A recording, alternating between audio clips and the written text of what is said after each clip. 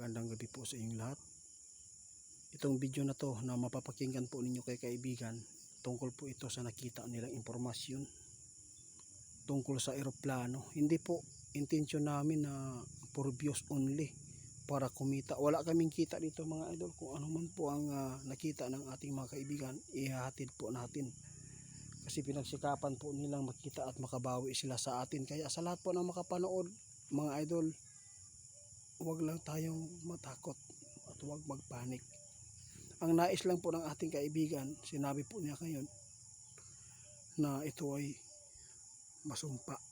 Kaya itatanong natin kung ano po ang mangyayari na nakikita nila sa eroplano. Dahil sa sobrang init ngayon mga idol, delikado po talaga ngayon sa sunog. Kahit walang apoy, pwedeng mag-create kusang loob na magkaroon ng sunog sa ibang lugar dahil sa sobrang init mga idol. Kaya mag-ingat tayo ha. Kaya ngayon tugunan po natin si kaibigan para po masumpa kung masama ba itong nakikita nila. Kaya kaibigan, good evening kaibigan. Ano po ba ang nakikita po ninyo dito sa sinasabi? Bakit po eroplano? Nako mga idol, mag-ingat po kayo ha. May nakita ang ating kaibigan, isang eroplano daw, no, magkaaberya at magliliyab. Sana ay hindi po mangyari ito, at sana hindi mangyari sa mga dipaseruhan mga idol, dahil napakarami po mga tao dun, no. Sana po, kaya ipinapaabot para masumpa.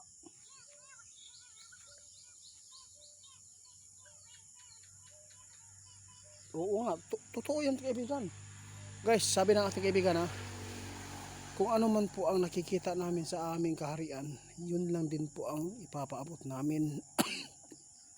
Porket nakita namin ang mga impormasyon ay agad-agad na mangyayari. Pero tandaan ninyo, ang kadalasan po ng mga impormasyon talaga ng ating kaibigan nangyayari mga idol. Kaya mag-ingat tayo sa sunog ha, mga bata natin. Huwag po natin pabayaan na maglalaro po na naka-charge mga idol.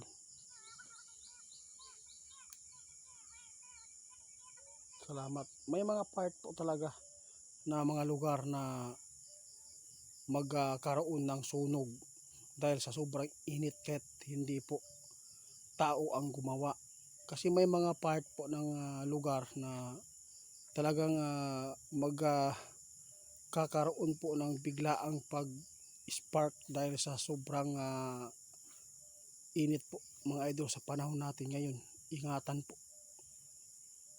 sana tayo, no, na hindi tayo mapapamak. Mahirap mawalan ng bahay mga idol. Kaya mga anak natin, wag po natin pabayaan na maglalaro talaga ng mga posporo, di ba?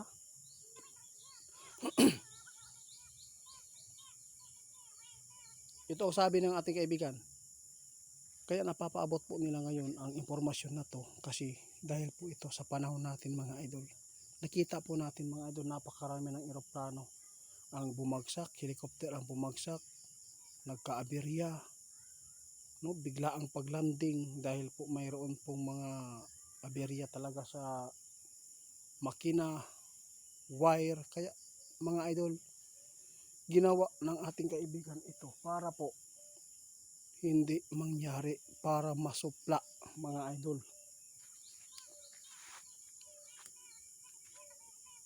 Kaya oo, tama. Kaya dapat magdasal kayo mga idol lagi. Kung sino man po ang aalis at uuwi at pupunta, kailangan manalangin mga idol, para mailayo tayo sa kapahamakan. Lalo na ngayon may impormasyon si kaibigan. Tandaan ninyo, marami na pong mga bisis ang hinulaan ng ating kaibigan na nangyayari po talaga. Kaya ingat-ingat po tayo, lalo sa mga aksidente ngayon. Ingat kayo mga idol. Huwag magpakampante dahil napakadelikado na ang panahon natin. Isa po ngayon ang nababahalaan po natin, ang mga impormasyon ng ating kaibigan, na sana po ay hindi paseruhan mga idol. Talaga ina-update po niya lagi tayo dahil sa pumasok ng mga impormasyon sa kanila. Alam po ninyo mga idol, yung hinula ng ating kaibigan tungkol sa eroplano, talagang mayroon pong bumagsak mga idol.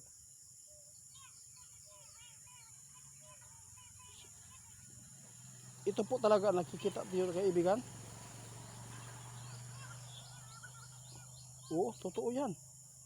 Kasi mahirap po talaga pag wala kang iniisip, no? Aalis ka lang sa bahay para wala ka lang iniisip na mayroon palang sa buhay natin, nagmamay-ari.